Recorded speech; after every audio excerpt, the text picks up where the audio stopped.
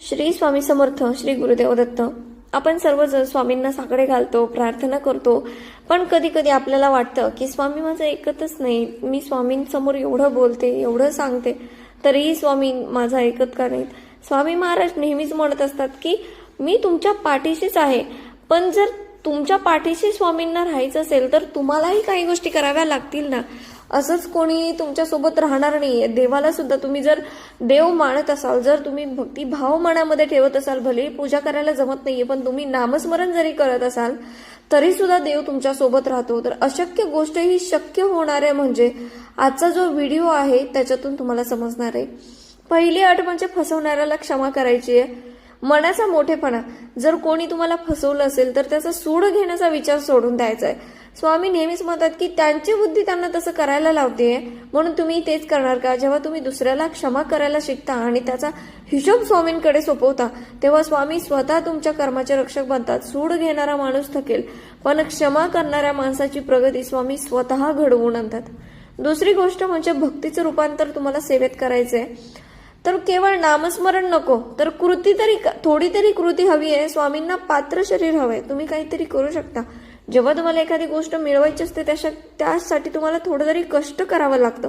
जेव्हा तुम्ही गरजूला मदत करता, एखाद्या मुक्या प्राण्याला अन्न देता किंवा आपलं काम प्रामाणिकपणे करता, तेव्हा तुमची भक्ती जी आहे ती सेवा बनते.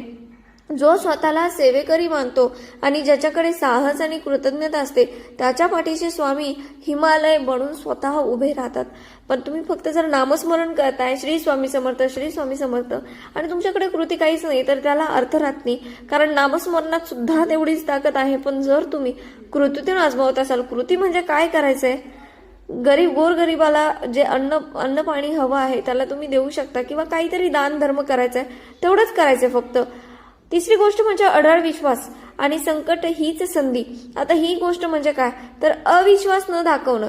संकट आलं की आपण डगमगतो, पण स्वामी म्हणतात भिवू नको. स्वामींचं नेहमीच हेच वाक्य आहे, संकट तुमची जुनी पापं नष्ट करण्यासाठी आणि तुम्हाला दुप्पट काहीतरी देण्यासाठी आलेलं असतं. जो भक्त संकट आहे तेही म्हणतो की माझे स्वामी समर्थ आहेत, जे ते करतील ते माझ्या भल्यासाठीच असेल. त्या भक्तासाठी स्वामी नियतीचे नियम सुद्धा बदलतात. स्वामींना प्रसन्न करणं कठीण नाही, फक्त स्वतःला त्यांच्या कार्यासाठी पात्र बनवा. तुमची फसवणूक झाली असेल किंवा तुम्हाला लोकांनी टाळलं असेल, तुमच्याशी अजून काही वाईट घडलं असेल, तर त्या गोष्टीचा विचार न करता आनंदी व्हायला शिका. आनंदी व्हा. आता स्वामी तुमच्या जवळ येत आहेत. स्वामींची ही वाणी आपल्या आयुष्यात नक्की उतरवा. आजपासून या 3 गोष्टींवरती काम करायला सुरुवात करा. श्री स्वामी समर्थ, श्री गुरुदेव दत्त.